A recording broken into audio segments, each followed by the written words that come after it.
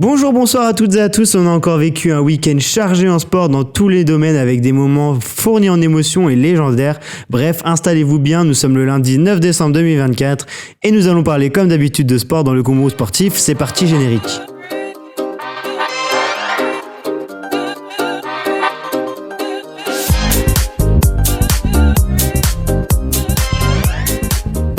Bonsoir, buongiorno a tutti. Je me prends l'accent italien. Oui, nous allons parler aujourd'hui de plein de choses, de Ferrari, de rugby, de handball, de football, de basket.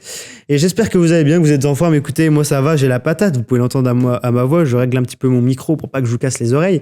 Écoutez, j'essaie de vous réchauffer un peu là, de mettre un peu d'énergie dans cette période bien froide, bien hivernale. Là, on a tous envie de se mettre sous un plaid, de pas bouger. Mais bon, faut un peu du peps. Les fêtes de fin d'année arrivent bientôt, la période la plus magique, la plus féerique. Alors, je sais pas si c'est la meilleure, hein. Team été, team hiver. Je vous laisse débattre entre vous. Perso, team été, alors j'aime pas trop avoir froid. Bref, fin du débat. J'espère que vous allez bien. Vous avez passé un bon week-end. Oui, j'allais dire, j'espère que vous avez vécu un bon week-end. Mais non, j'espère que vous avez vécu des belles émotions en sport ce week-end parce qu'on a vécu plein de choses légendaires.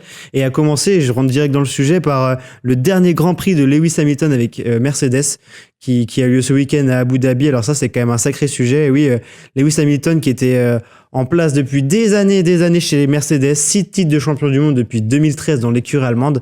Et ben, c'était sa dernière course ce week-end puisqu'il rejoindra dès la saison prochaine la Scuderia Ferrari, la légendaire Scuderia Ferrari, et oui. Et même quand on est 6 fois champion du monde avec une écurie, on reste attiré par la voiture rouge. Comme quoi, c'est vraiment légendaire. Et en plus, il pilotera en compagnie d'un certain Charles Leclerc. Alors là, je vous annonce que le duo, ça s'annonce, je sors les popcorn, ça va être très sympa à suivre. Surtout vu la fin de saison qu'on a eu en Formule 1, magnifique. Puisque oui, il y a eu un sacré duel entre Ferrari, Red Bull et McLaren pour le titre de constructeur. Et au final, c'est McLaren qui a réussi à décrocher le sésame, le fameux titre de champion du monde de constructeur qui vient récompenser un travail exceptionnel, notamment de son directeur, Zak Brown, moi je me rappelle, il y a quelques saisons, McLaren, c'était de la fonderie, ils étaient en pleine galère. Et là, ils ont réussi à constituer un superbe duo de pilotes avec une voiture qui fonctionne très bien. Voilà, Lando Norris qui a commencé à enfin gagner des courses. Lui que l'on connaît, le fameux tout le temps deuxième, quoi. Il finissait tout le temps deuxième et jamais de victoire pour lui. Et surtout, on a un petit crack australien qui est avec lui, qui se nomme Oscar Piastri. Et franchement, le duo fonctionne très bien. Et du coup, ce qui a permis à McLaren de s'offrir un magnifique titre de champion du monde constructeur. Franchement, moi je trouve que c'est mérité pour le travail qu'ils ont fourni depuis toutes ces années. Ils sont partis très bas, ils sont montés très haut. Félicitations à eux. Il y a une belle bataille avec Ferrari du coup. Ferrari avec Charles Leclerc qui a fini deuxième et Carlos Sainz troisième. Carlos Sainz, je vais y arriver. Et oui, Carlos Sainz, c'était son dernier Grand Prix avec la Scuderia Ferrari. Lui qui va rejoindre... Alors attendez que je ne dis pas de bêtises, j'ai un doute. Carlos Sainz, saison 2025... Lui qui va rejoindre Williams, oui, j'étais pas sûr. Voilà, qui va rejoindre Williams en compagnie d'Alex Albon, je crois. C'est aussi, franchement, un beau duo de pilote, hein, franchement, talentueux, parce qu'Alex Albon, il a beaucoup de talent aussi, donc ça va être très sympa.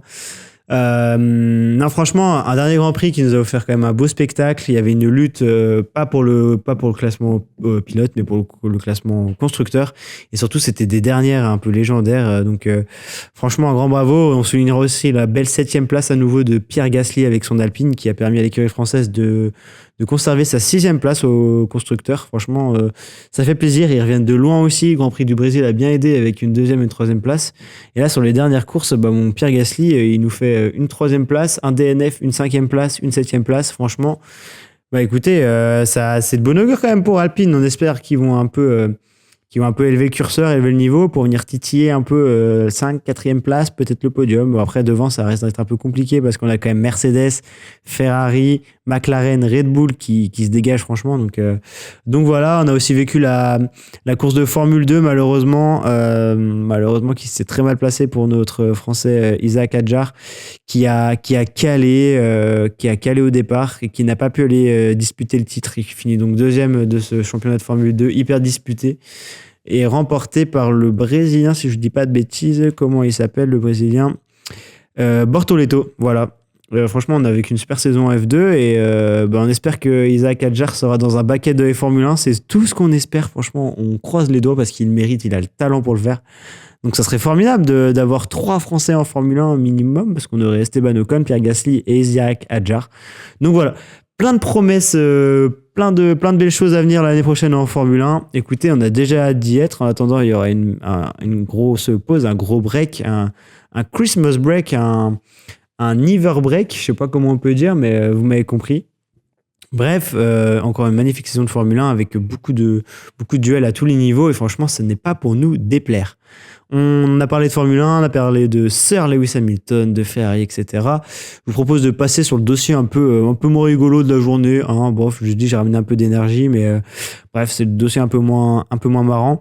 Je voulais parler de notre ami Mohamed Aouas au rugby, le pilier de Montpellier.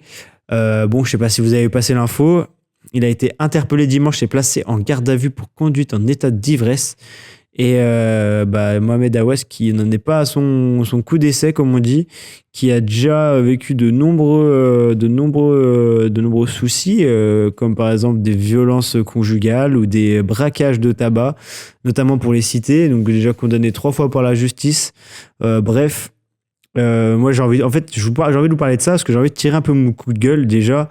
Pourquoi un monsieur qui, pour rester poli, un monsieur qui frappe sa femme continue d'exercer son sport qui est médiatisé dans toute la France entière devant des millions de personnes? Voilà. Je vous pose cette question-là, je vous laisse réfléchir 2 secondes, on connecte les neurones et à partir de ce moment-là, on se dit mais pourquoi le mec il est là quoi? Enfin, je veux dire, il y a des petites histoires du dopage ou quoi. Je veux dire, le mec, ok, il triche un peu, il a sa peine, il revient. Bref, le dopage en soi, entre guillemets, il fait de mal à personne. Même s'il triche, il est sanctionné pour ça. Il est comment, je trouve pas mon mot. Bref, vous m'avez compris, quoi. Il prend sa peine, quoi. Il revient 6, 10 mois plus tard, j'en sais rien, 2 ans, bref. Voilà. Il purge sa peine, voilà, je cherchais le mot. Mais là, je veux dire, violence conjugale, fait de violence aggravée, la liste est aussi longue que mon bras, enfin bref. Et le mec continue à jouer au rugby en top 14 à Montpellier, qui est diffusé sur Canal+, et je veux dire, on vend ça comme le plus grand championnat du monde. Le meilleur en tout cas en termes de niveau. Enfin, moi je trouve ça désolant, quoi. Donc j'espère bien que ce monsieur va être radié du rugby. J'ai rien contre lui personnellement, mais quand je vois ce qu'il fait, mais monsieur, tu prends tes affaires et tu sors de ce top 14 quand on veut plus te voir. Bref, surtout que je voulais relier à ça un peu à ce qui s'est passé dernièrement dans le rugby, avec toutes ces histoires qu'on connaît, hein, sans pas revenir dessus, mais voilà, ce qui s'est passé en Argentine, ce qui s'est passé avec j'ai sa tête dans la tête, ça c'est un peu le même mot. J'ai perdu son nom. J'ai perdu son nom, le Toulonnais. Melvin Jaminet. Est-ce que c'est, oui, c'est ça. Melvin Jaminet, c'est Melvin. Oui, c'est ça, Melvin Jaminet. Voilà. Bref, enfin, vous m'aurez compris, quoi. Je trouve ça un peu désolant. Voilà, c'était mon coup de gueule de la soirée. Je suis désolé, je devais le poster maintenant, mais au moins c'est fait. Voilà, ce qui est fait n'est plus à faire. Mais bref, revenons quand même au rugby et ce qui s'est passé ce week-end avec le club français qui était engagé en Coupe d'Europe. La première journée de Coupe d'Europe, c'était parti. On a aussi du rugby à 7, j'en parlerai juste après. Et on a quand même eu des sacrés matchs, une nouvelle fois, nos équipes françaises, et des sacrés résultats. Alors, je vais reprendre dans l'ordre, comme d'habitude, pour pas vous dire de bêtises. À commencer par vendredi, le Stade Rochelais qui se déplaçait, franchement, des déplacements hyper compliqués pour le Stade Rochelais, qui se déplaçait sur le terrain de Bath. Bath, qui est leader du championnat anglais. Voilà, donc un gros morceau pour mes Rochelais. Et mes Rochelais, qui n'étaient pas non plus dans la forme de leur vie, puisqu'ils venaient de perdre à domicile contre Vannes, qui sont allés taper Bath chez eux. Franchement, ça fait plaisir, c'est pas pour nous déplaire. Victoire 24-20 des doubles champions d'Europe. Waouh! Franchement, grosse prestation pour lancer cette Coupe d'Europe et c'est pas pour nous déplaire. Donc bravo messieurs, bravo à vous et franchement, ça fait plaisir. On a également eu du coup de la Challenge Cup, ça c'était la Champions Cup Rugby, donc la première Coupe d'Europe, la plus petite Coupe d'Europe, en gros ça c'était la Ligue des Champions, Stade Rochelais, on a la Ligue Europa maintenant, la Challenge Cup avec Montpellier qui se déplaçait sur le terrain des Dragons, qui l'a emporté à l'extérieur, donc belle prestation des Montpelliérains.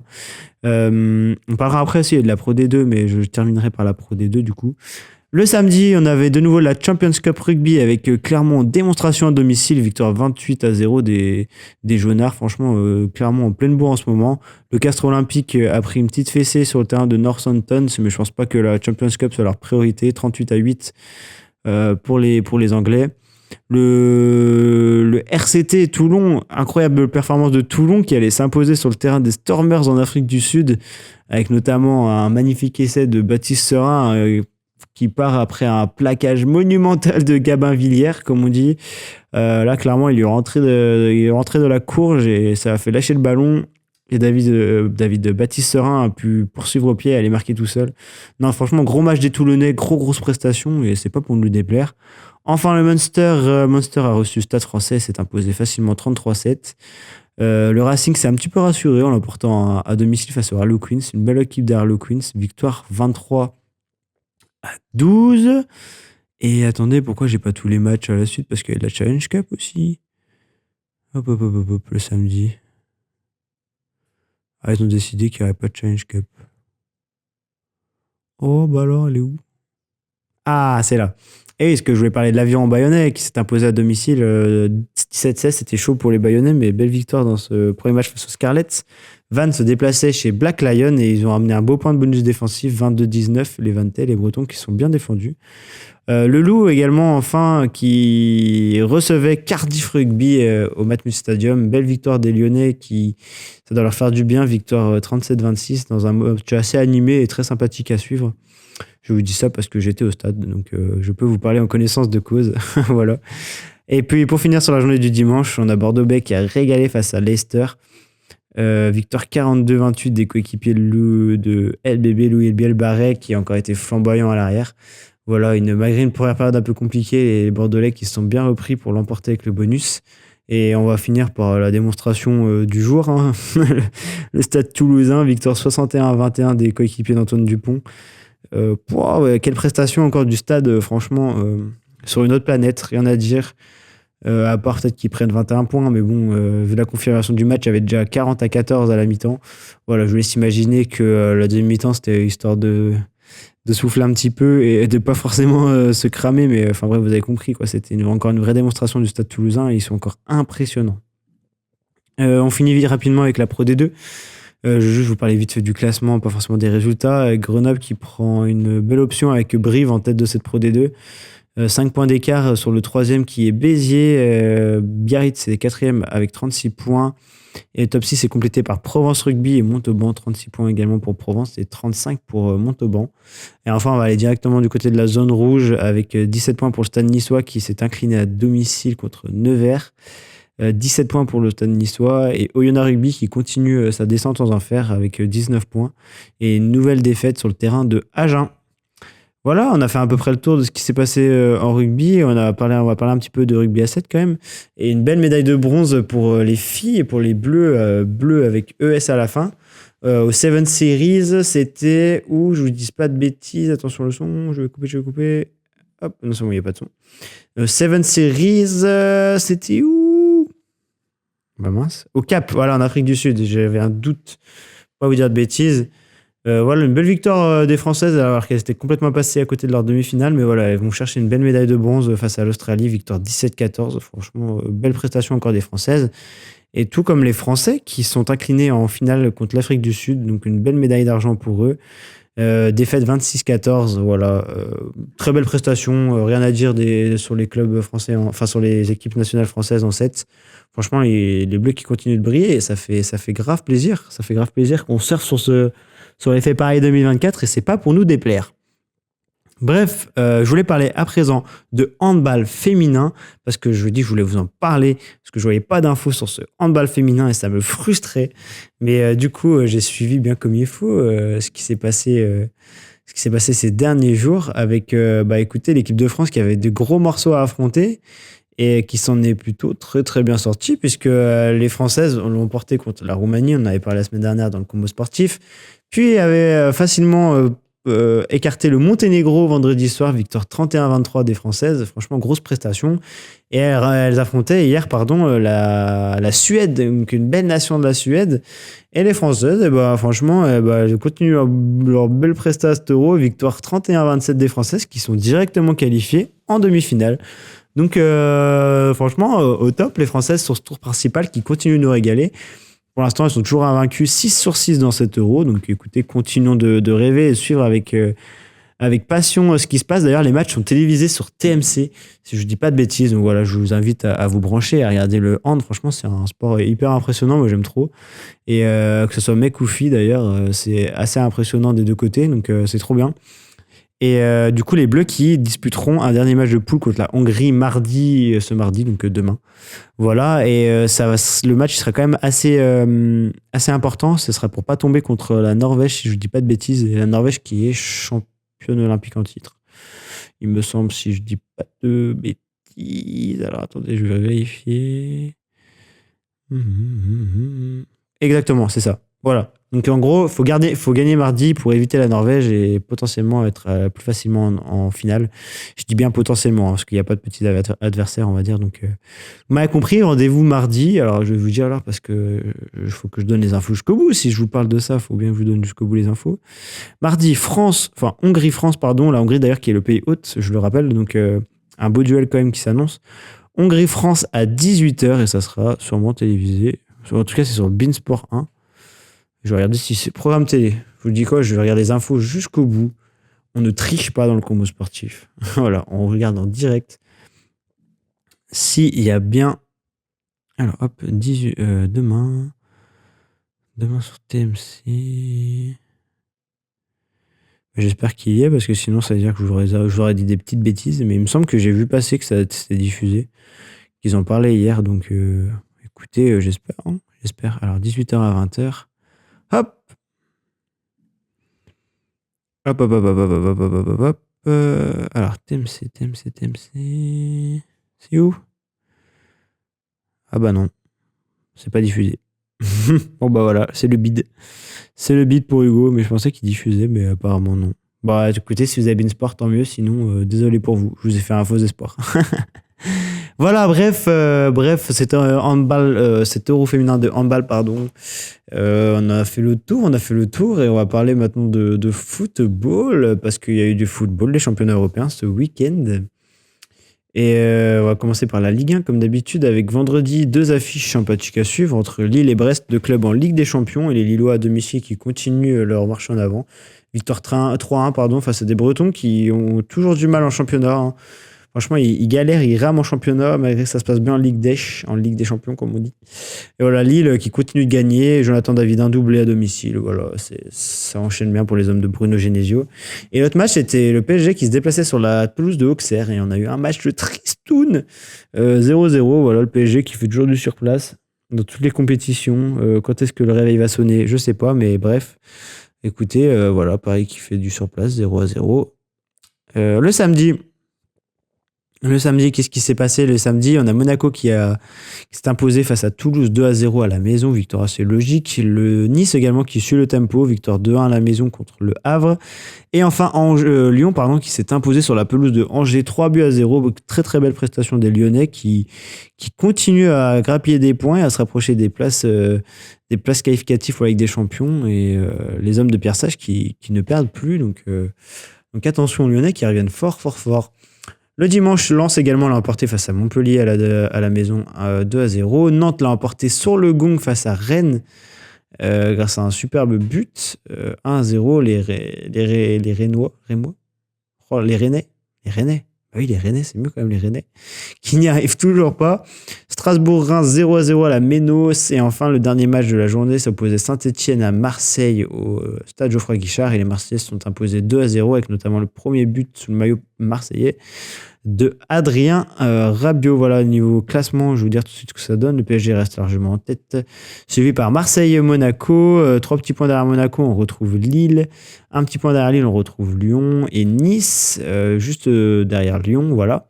Pour les places qualificatives à l'Europe et dans la zone rouge, on retrouve 18-17e Montpellier et Le Havre. Saint-Etienne qui replonge à la place de barragiste avec le même nombre de points que Angers. Strasbourg, Nantes, Rennes sont toujours également en gros danger. Après, on va prendre un petit peu dans le ventre mou du classement, vous l'aurez compris. On va également parler des autres championnats, ce qui est passé dans les autres championnats européens, bien sûr. Qu'est-ce qu'on parle? On va parler peut-être rapidement de l'Espagne, savoir est-ce que les trois gros tiennent le rythme devant, j'ai envie de dire. Et surprise, le Real Madrid s'est imposé 3-0 à Gijón avec le bel accent. avec un nouveau but de Kylian Mbappé, voilà, ça fait toujours plaisir. Le Real qui se rapproche tout doucement du Barça, hein, puisqu'ils sont plus qu'à 2 points avec un match en moins. Donc attention, le Barça, ça revient fort. Et parce que le Barça fait du surplace et le Barça a fait encore un match nul sur le terrain du Betis Séville.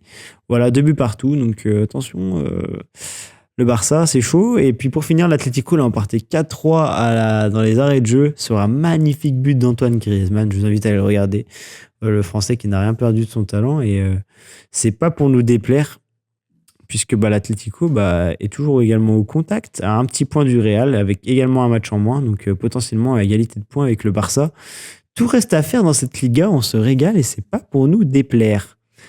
En Angleterre, on a eu un match annulé entre Everton et Liverpool à cause des intempéries. Et ensuite, qu'est-ce qui s'est passé ? City a fait encore du surplace et match nul de partout. Les Citizens qui ont toujours du mal. United qui a perdu à la maison 3-2. Ça va toujours mal pour les Red Devils. Dimanche, Arsenal a également fait match nul sur le terrain de Fulham, un but partout. Et Chelsea l'a emporté 4-3 sur le terrain de Tottenham dans un match totalement fou. Donc voilà. Au classement, on a Liverpool qui reste largement en tête avec 4 points d'avance sur Chelsea et un match en moins. Arsenal complète le podium. À la 4e place, on retrouve Manchester City. Et en dessous, nous avons Nottingham, Aston Villa, voilà, des gros clubs comme Tottenham qui sont un peu à la peine, 11e seulement, United 13e seulement, Newcastle 12e seulement alors qu'ils jouent la Ligue des Champions. Bref, voilà, c'est un peu compliqué pour certains clubs en Angleterre. On termine peut-être avec la Bundesliga. Et tac, il y a le Bayern qui l'a emporté, il me semble, si je ne dis pas de bêtises. On va parler des gros, comme d'habitude, assez rapidement. Pourquoi je trouve pas le Bayern Munich ? Si, Bayern Munich l'a emporté 4-2 à domicile. Dortmund fait match nul, fait du surplace. Leipzig s'impose 2-0 à l'extérieur. Le Leverkusen s'impose 2-1 à la maison. Francfort fait match nul 2-2. Au niveau du classement, qu'est-ce que ça donne ? Ça donne que le Bayern est toujours en tête, 6 points devant Francfort. Le Bayern Leverkusen est 3e et 4e. Leipzig, les 4 places qualificatives pour la Ligue des Champions. Est-ce qu'on a eu du foot ? Oula, je mets des coups. Alors attendez, je me remets comme il faut. Hop, je me remets à l'aise. Est-ce qu'on a eu du foot féminin ? J'ai pas regardé pour être honnête ce week-end. France, je vois France. National 2. Non. Ah oui, on a eu du foot. Oula, le PSG qui a été tenu en échec sur le terrain du Paris FC, pas de très gros déplacement, un but partout. Mais à mon avis, les Lyonnaises doivent donc s'envoler au classement. Ah non, que 3 points. Elles ont fait quoi, les Lyonnaises ? Qu'est-ce qu'elles nous ont fait ? Résultat. Les Lyonnaises, pourtant, on leur a parti 3-0 sur le terrain de Reims. Donc, j'ai peut-être loupé des épisodes la dernière fois. Non. J'ai rien loupé de spécial. Bon, bref. Les Lyonnaises qui ont que 3 points d'avance du classement, du coup. Écoutez ce que je peux vous dire. Le PSG tenu en échec sur le terrain du Paris FC. Et du coup, le classement, on retrouve donc Lyon, le PSG, le Paris FC et Dijon en 4e position. Voilà ce que je peux vous dire sur le football féminin. Tac, et sans transition, on enchaîne directement avec la dernière rubrique de ce Big Combo, avec le basket. Voilà, on a 23 minutes d'enregistrement parfait. Je commence à être un peu plus réglé, à essayer d'aller un peu plus vite. Évitez de vous enquiquiner des heures et des heures avant de passer au format vidéo. Ça, d'ailleurs, j'ai trop hâte, là, les lives. Je vous jure, ça me titille. Là. Je suis en train de vraiment bosser dessus, là, de configurer, surtout au niveau matos, de regarder vraiment ce que j'ai vraiment besoin, etc. pour vous faire des lives quali, enfin, du moins, essayer. Et franchement, trop hâte de vous retrouver en live après tous les lundis soirs. Franchement, ça va être des bons moments qu'on va passer ensemble. Donc, je pense que je vais fixer une date à une heure à 21h par là. Et je vais essayer de lancer ça en janvier le plus vite possible. Alors, la date, je peux pas vous dire parce que j'essaie de me reposer un peu. Ouais, quoi que j'aurai un petit peu le temps de bosser dessus. Ouais, on va essayer de faire ça entre le 6 et le 20 janvier. Voilà, entre ces 3 lundis-là. Et franchement, trop hâte. Ça va être trop cool. Donc, trop hâte de vous retrouver en live. J'espère que si vous êtes toujours en train d'écouter le podcast, que vous serez là pour ces premiers lives. On monte tout doucement en abonnés sur YouTube, donc j'espère que ça va faire un petit peu de monde, de trafic et qu'on puisse discuter tous ensemble de sport. C'est mon souhait le plus précieux pour ce Noël qui arrive. Donc voilà. Basket. Hop. Et surtout parler de championnat français au basket. On a eu pas mal de matchs. J'ai pas parlé d'Euroleague parce qu'il y avait l'Euroleague vendredi. Allez, on commence par l'Euroleague. Est-ce qu'on doit parler encore du Paris Basket? Certainement que oui. Parce qu'une 10e victoire consécutive en Euroleague, on est obligé d'en parler. Quand tu fais la une de l'équipe à côté du PSG, t'es obligé d'en parler. Quand tu vas gagner sur le terrain de l'Olympiakos en Grèce, t'es obligé d'en parler. Bref, vous m'avez compris, Paris Basket, 10 victoires de suite en Euroleague, seul leader de l'Euroleague. Bref, je n'ai plus de qualificatifs pour en parler. Surtout, bref, je vais en parler vers le mélange avec le championnat, mais bref, tu vas taper l'Olympiakos vendredi soir, tu reviens à Paris, tu joues Monaco, t'es mené de 19 points, tu vas en prolongue, tu tapes Monaco. Mais ils vont s'arrêter où? Et Nadjirifi également. Où est-ce que tu vas t'arrêter, s'il te plaît? Calme-toi, Nadjirifi. 26 points encore hier soir. T'es un grand malade, Nadir. S'il te plaît, arrête. Tu es en train de choquer toute l'Europe, là. De l'autre côté de l'Atlantique, ils doivent se dire, mais pourquoi on l'a pas regardé, celui-là? Non, mais sérieusement, Paris Basket, incroyable. Flamboyant, comme d'habitude. Enfin, flamboyant. Ils ont quand même beaucoup de mal dimanche avant de mettre la machine en route et de renverser le match contre Monaco.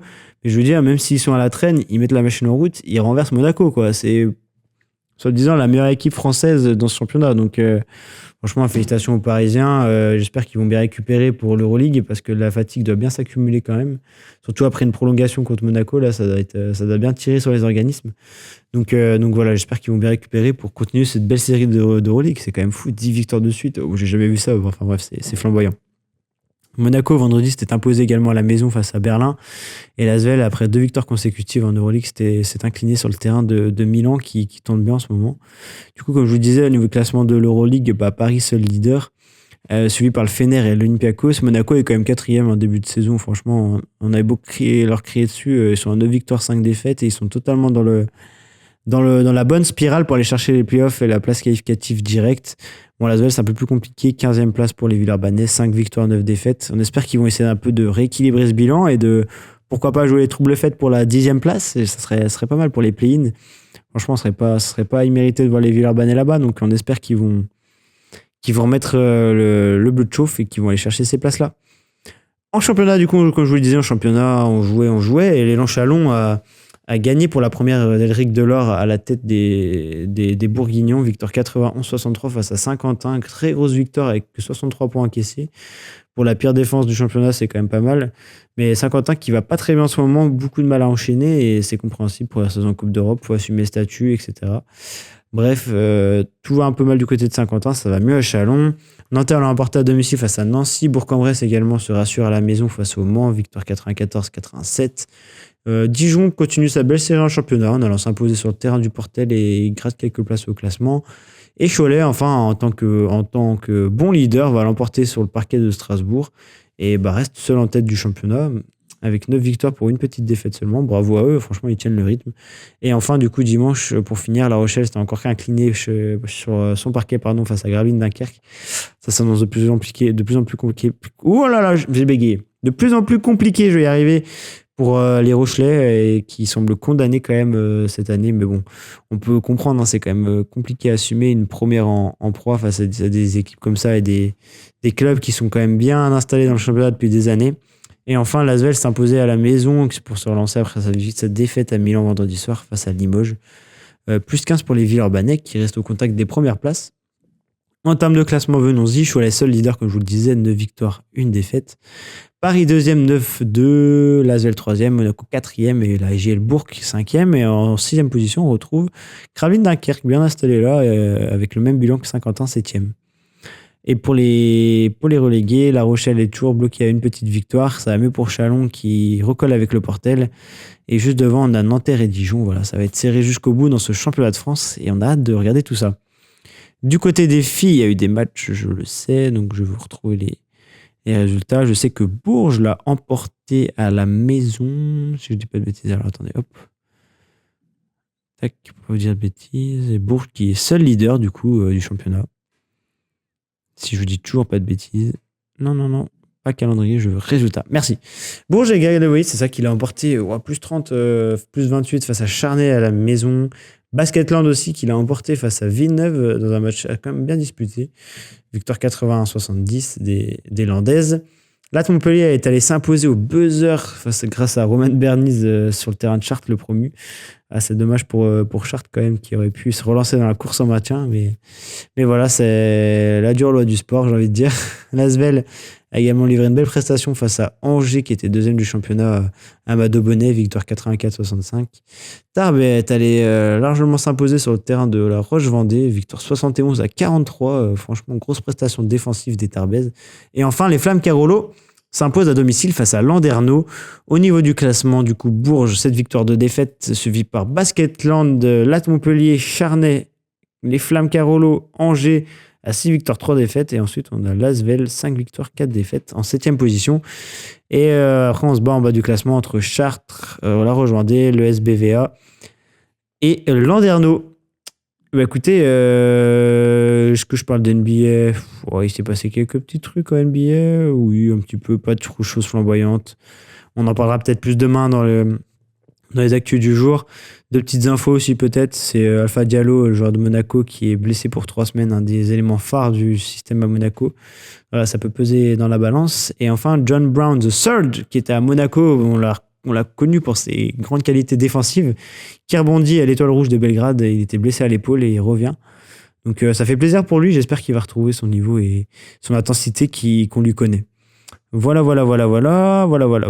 Et sinon, pas grand-chose à dire, mis à part que si, peut-être, on peut citer l'info. Chris Paul, le meneur des San Antonio Spurs, coéquipier de Victor Wembanyama, est devenu cette nuit le 2e meilleur passeur de l'histoire de la NBA.